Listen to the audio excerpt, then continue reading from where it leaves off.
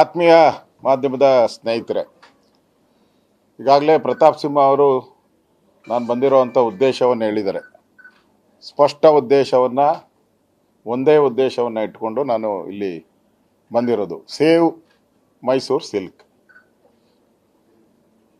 ಮೈಸೂರು ಸಿಲ್ಕನ್ನು ಉಳಿಸಿ ಈ ಅಭಿಯಾನಕ್ಕೆ, ಸೇವ್ ಮೈಸೂರು ಸಿಲ್ಕ್ ಈ ಅಭಿಯಾನಕ್ಕೋಸ್ಕರ ನಾನು ಬಂದಿದ್ದೀನಿ. ಕರ್ನಾಟಕಕ್ಕೆ, ಮೈಸೂರಿಗಲ್ಲ, ಇಡೀ ಕರ್ನಾಟಕಕ್ಕೆ, ಇಡೀ ದೇಶಕ್ಕೆ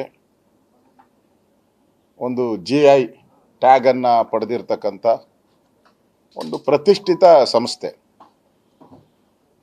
ಕರ್ನಾಟಕದ ಜನ, ಅದರಲ್ಲೂ ಮೈಸೂರು ಭಾಗದ ಜನ ಹೆಮ್ಮೆ ಪಡುವಂಥ, ಬೆಂಗಳೂರು ಗ್ರಾಮಾಂತರದಿಂದ ಹಿಡಿದು ಚಾಮರಾಜನಗರದವರೆಗೂ ಕೂಡ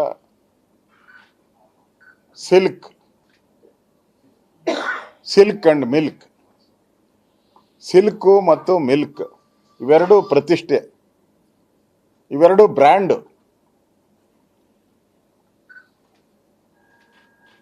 ಈ ಬ್ರ್ಯಾಂಡನ್ನು ಉಳಿಸ್ಬೇಕು.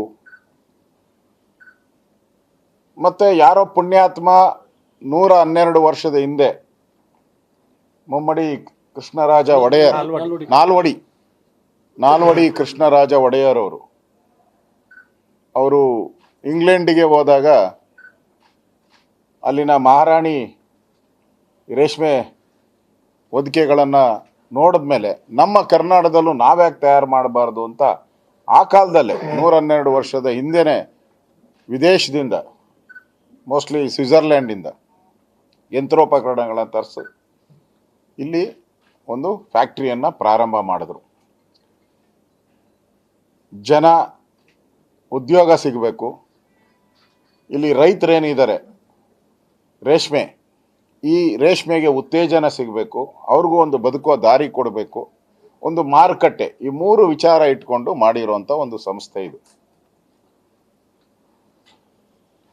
ಇವತ್ತು ನಾನು ಬೆಳಗ್ಗೆನೂ ಕೂಡ ಚನ್ನಪಟ್ಟಣಕ್ಕೆ ಹೋಗಿದ್ದೆ. ಅಲ್ಲಿ ಸುಮಾರು 400-500 ಜನ ಕೆಲಸ ಮಾಡ್ತಾರೆ. ಅಲ್ಲೂ ಕೂಡ ಈ ರೇಷ್ಮೆ ನೂಲನ್ನು ತಯಾರು ಮಾಡುವಂಥದ್ದು ಟಿ ನರಸೀಪುರ, ಅಲ್ಲಿರುವಂಥದ್ದು 13 ಎಕರೆ ಅಪ್ರಾಕ್ಸಿಮೇಟ್ಲಿ. ಈಗ 6 ಎಕರೆ 2 ಗುಂಟೆನೋ ಏನೋ ಟ್ರಾನ್ಸ್ಫರ್ ಮಾಡಿದ್ದಾರೆ, ಅಂದರೆ ಅರ್ಧ ಭಾಗ. 6 ಎಕರೆ 2 ಗುಂಟೆ ಅಂತಾರೆ. ಪರವಾಗಿಲ್ಲ, ಹತ್ರನೇ ತಾನೆ. ಹತ್ರನೇ, ಇನ್ನು ಭಾಳ ಹತ್ರಕ್ಕೆ ಬಂದ್ಬಿಟ್ಟಿದ್ದಾರೆ. ಅರ್ಧ ಭಾಗ. ನಾನು ಅಲ್ಲಿ ಬೆಳಗ್ಗೆ ಚನ್ನಪಟ್ಟಣಕ್ಕೆ ಹೋದಾಗ, ಅದು ಸೆಂಟರ್, ಅದು ಇಲ್ಲಿ ನೂಲು ಬಂದ ಮೇಲೆ ಅಲ್ಲಿ ಮಗ್ಗ ಇರೋವಂಥದ್ದು. ಅಲ್ಲಿ ಒಂದು ತಿಂಗಳಿಗೆ ಈಗ 1200ರಿಂದ 1400 ಸೀರೆಗಳು ಅಲ್ಲಿ ತಯಾರು ಮಾಡ್ತಾರೆ. ಅಷ್ಟೂ ಕೂಡ ಒಂದೇ ದಿನದಲ್ಲಿ ಬಿಕ್ರಿ ಆಗೋತದೆ, ಒಂದೇ ದಿನದಲ್ಲಿ ಮಾರಾಟ. ಅದು ಎಷ್ಟು ಗಂಟೆಗೆ? ಬೆಳಗ್ಗೆ 4 ಗಂಟೆಗೆ. ಬೆಳಗ್ಗೆ 4 ಗಂಟೆಗೆ ಕ್ಯೂ ನಿಂತ್ಕೊತಾರೆ. ಇದಕ್ಕೊಂದು ಪವಿತ್ರತೆ ಇದೆ. ಪವಿತ್ರತೆ ಏನು ಅಂದರೆ, ಆ ಕಾಲದಿಂದನೂ ಕೂಡ ಚಾಮುಂಡೇಶ್ವರಿ ತಾಯಿಗೆ ಇದನ್ನೇ ಉಡುಗೆಯಾಗಿ ತೊಡಿಸೋವಂಥದ್ದು ಈ ಸೀರೆನೆ, ಪ್ರತೀತಿ. ಅದೇನಾಗಿದೆ, ಚಾಮುಂಡೇಶ್ವರಿ ತಾಯಿಗೆ ಉಡಿಸ್ತಾರೆ ಅನ್ನೋ ಒಂದು ಪ್ರತೀತಿ ಬಂದು ಈಗೆಲ್ಲ ಮದುವೆಗಳಿಗೆ ಇಂಪಾರ್ಟೆಂಟು, ಮುಹೂರ್ತಕ್ಕೆ ಸಂಬಂಧಪಟ್ಟಂತೆ, ರಿಸೆಪ್ಷನ್ಗೆ ಸಂಬಂಧಪಟ್ಟಂತೆ ಈ ಸೀರೆನ ಒಂದು ಪವಿತ್ರತೆಯಲ್ಲಿ ಕರ್ನಾಟಕದ ಜನ ಯೂಸ್ ಮಾಡ್ತಾರೆ. ಇದಕ್ಕೊಂದು ಪವಿತ್ರತೆನೂ ಇದೆ, ಮತ್ತು ಕ್ವಾಲಿಟಿನೂ ಇದೆ. ಈ ಬಾರಿ ಎಷ್ಟು ಲಾಭ ಬಂದಿದೆ ಗೊತ್ತಾ? 96 ಕೋಟಿ ಲಾಭ. 96 ಕೋಟಿ ಲಾಭ ಬಂದಿರೋದು ಈ ವರ್ಷ. ಅದೆಲ್ಲೋಗಿದೆ ಆಮೇಲೆ ಹೇಳ್ತೀನಿ ಅದನ್ನು. 96 ಕೋಟಿ ಲಾಭ. ಮೊನ್ನೆ ಈ ಸಂಸ್ಥೆ ಇದೆಯಲ್ಲ, ಯಾವುದು, KSIC ಕಾರ್ಪೊರೇಷನ್, ಇದನ್ನ ಉದ್ಧಾರ ಮಾಡಬೇಕು ಅಂತ, ಯಾವುದನ್ನ, ಈ ಸಂಸ್ಥೆನ ಉದ್ಧಾರ ಮಾಡಬೇಕು ಅಂತ ಒಂದು ಫಾರಿನ್ ಟ್ರಿಪ್ ಹಾಕೊಂಡ್ರು. MD ಸೆಕ್ರೆಟರಿ ಎಲ್ಲ ಫಾರಿನ್ ಟ್ರಿಪ್ ಹಾಕೊಂಡ್ರು. ಅದಕ್ಕೆ ಸುಮಾರು 1,40,40,00,000 ಖರ್ಚು ಮಾಡಿದ್ದಾರೆ ಫಾರಿನ್ಗೆ. ಅವ್ರ ಜೊತೆ ಬೇರೆ ಬೇರೆಯವರೆಲ್ಲ ಹೋಗಿರ್ತಾರೆ, ಅದೆಲ್ಲ ಸೇರಿ ಅವರ ಊಟ ಉಪಚಾರ ಎಲ್ಲ ಏನಕ್ಕೆ ಅಭಿವೃದ್ಧಿ ಮಾಡಬೇಕು ಅಂತ. ಇಷ್ಟೊಂದು ಡಿಮ್ಯಾಂಡ್ ಇದೆ ಅಲ್ಲಿ. ಮೈಸೂರಲ್ಲಿ ಇರ್ಬೋದು ಅಥವಾ ಚನ್ನಪಟ್ಟಣದಲ್ಲಿ ಇರ್ಬೋದು, ಬೇಡಿಕೆ ಏನಿದೆ ಅದಕ್ಕೆ 100 ಪಟ್ಟು ಜಾಸ್ತಿ, 10 ಪಟ್ಟು ಜಾಸ್ತಿ ಮಾರ್ಕೆಟ್ ಇದೆ. ಈಗ ಅಲ್ಲಿ ನಾನು ಚನ್ನಪಟ್ಟಣ ಕೇಳಿದೆ ಎಷ್ಟು ಬೇಕಾಗ್ಬೋದು ಅಂತ, ಅವ್ರು ಹೇಳಿದ್ರು 10,000 ಸೀರೆ ಬೇಕು ಸರ್ ನಮಗೆ ಅಂತ. ಅಷ್ಟು ಸೇಲ್ ಆಗೋಗ್ತದೆ. 10,000 ತಯಾರು ಮಾಡ್ತಾ ಇರೋದು 1,200ರಿಂದ ಈಗ 200. ಕಳೆದ ತಿಂಗಳು 200 ತಯಾರು ಮಾಡಿದ್ದಾರೆ ಅಷ್ಟೇ, 1,200. ಅಂದ್ರೆ ಬೇಡಿಕೆ ಇದೆ, ಸಂಸ್ಥೆ ಇದೆ. ಫಾರಿನ್ ಟೂರ್ ಹೋಗಿದ್ದೀರಾ, 1,40,00,000 ಖರ್ಚು ಮಾಡಿದ್ದೀರಾ, 96 ಕೋಟಿ ಲಾಭ ಗಳಿಸಿದೆ ಈ ವರ್ಷ ಒಂದರಲ್ಲೇ.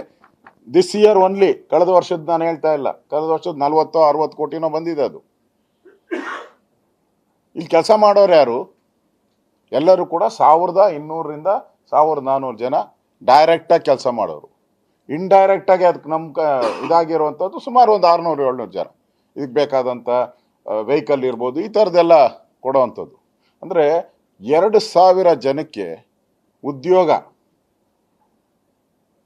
ಕೊಡೋವಂಥ ಒಂದು ಸಂಸ್ಥೆ ಇದು. ಬೇಡಿಕೆ ಇರೋ ಸಂಸ್ಥೆ, ಮುಚ್ಚೋಗೋ ಸಂಸ್ಥೆ ಅಲ್ಲ. ನೀವು ಯಾವುದೋ ಮುಚ್ಚೋತಾ ಇದ್ದಪ್ಪ, ಯಾವುದೋ ಕಂಪನಿ ಮುಚ್ಚೋಗ್ತಾ ಇದೆ, ಜಾಗ ಕೊಟ್ಟಿದ್ದೀರಿ, ನಾವೇನು ಕೇಳ್ತಾನೆ ಇರಲಿಲ್ಲ. ನಾನು ಸ್ಪೋರ್ಟ್ಸ್ ಮ್ಯಾನ್, ಸುಮಾರು 20 ವರ್ಷ ನಾನು ಕಬಡ್ಡಿ ಯೂನಿವರ್ಸಿಟಿ ಆಡಿದ್ದೀನಿ, ರಾಜ್ಯ ಮಟ್ಟದಲ್ಲಿ ಹೋಗಿದ್ದೀನಿ, ದೇಶ ಮಟ್ಟದಲ್ಲೂ ಹೋಗಿದ್ದೀನಿ. ನಾನು 18-20 ವರ್ಷದಲ್ಲೇ ದೇಶ ಮಟ್ಟದಲ್ಲೂ ಕಬಡ್ಡಿ. ನಾನು ಕ್ರೀಡಾಂಗಣಕ್ಕೆ ಬೆಂಬಲ ಕೊಡೋವಂಥವ್ನು. ನಾನು ಕ್ರೀಡಾಂಗಣ ಇಲ್ಲೇ ಮಾಡಬೇಕು ಅನ್ನೋದೇನಿದೆ?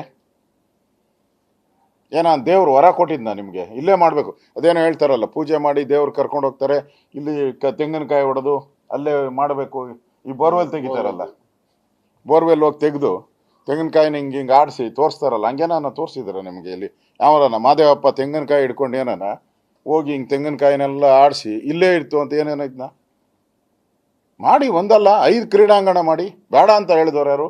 ಇಲ್ಲೇ ಮಾಡಬೇಕು ಅನ್ನೋದು ಯಾಕೆ? ಅಲ್ಲಿ ಬಾಯ್ಲರ್ ಇದೆ, 3-4 ಬಾಯ್ಲರ್ ಇದೆ.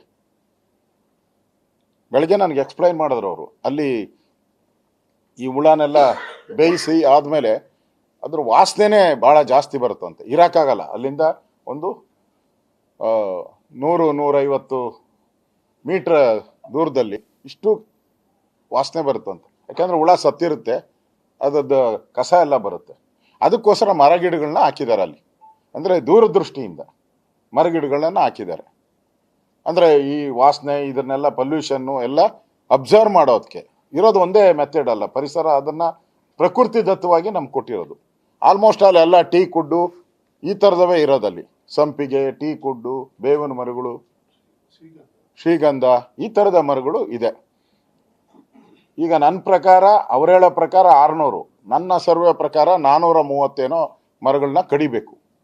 420-430 ಮರಗಳು ಕಡಿಬೇಕಾಗುತ್ತೆ ಅಲ್ಲಿ. ಎಲ್ಲ ಈ ಥರದ ಮರಗಳು. ಒಂದು ಕಡೆ ಮರ ಕಡಿಯೋದು, ಒಂದು ಕಡೆ. ಈಗ ನೀವು ಅಲ್ಲಿ ಪ್ಲೇ ಗ್ರೌಂಡ್ ಮಾಡಿಬಿಟ್ಮೇಲೆ ಪಕ್ಕದಲ್ಲಿ ಬಾಯ್ಲರು, ಅಂದರೆ ಕುದಿಯುವಂಥ ಒಂದು ವ್ಯವಸ್ಥೆ ಇಟ್ಕೊಂಡು ಪಕ್ಕದಲ್ಲಿ ಗ್ರೌಂಡ್ ಮಾಡೋಕ್ಕೆ ಯಾರು ಪರ್ಮಿಷನ್ ಕೊಡ್ತಾರೆ ನಿಮಗೆ?